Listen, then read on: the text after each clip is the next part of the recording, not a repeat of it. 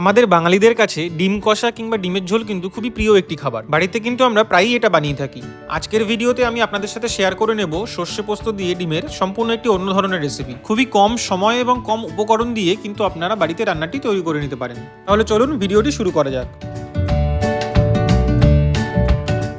সবার প্রথমে আমি এখানে 3টি ডিম সিদ্ধ করে নিয়েছি। এবারে আমি গ্রেভির জন্য সর্ষে, পোস্ত, রসুন এবং কাঁচা লঙ্কা পেস্ট করে নিচ্ছি।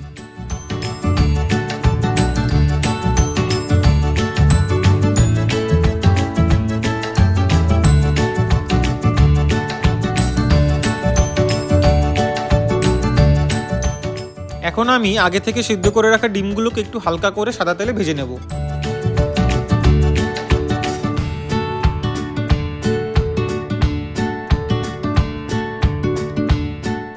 ডিম ভাজা হয়ে গেলে এবার আমি একই তেলের মধ্যে আগে থেকে তৈরি করে রাখা সর্ষে পোস্তর পেস্টটা দিয়ে নিচ্ছি।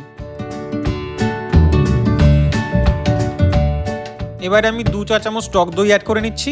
দইটা কিন্তু আমি এখানে আগে থেকে ফেটিয়ে রেখেছিলাম। 2 মিনিট ধরে ভালো করে নাড়াচাড়া করার পর এবার আমি একে একে অ্যাড করে নিচ্ছি পরিমাণ মতো নুন, জিরে গুঁড়ো এবং কাশ্মীরি লঙ্কা গুঁড়ো।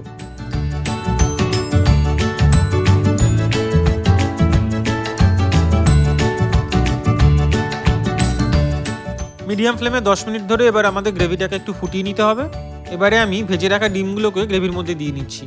রান্না কিন্তু আমাদের প্রায় শেষ হয়ে এসছে। 15 মিনিট ধরে মিডিয়াম ফ্লেমে ফুটিয়ে নিলেই কিন্তু তৈরি হয়ে যাবে আমাদের ডিমের সর্ষে পোস্ত।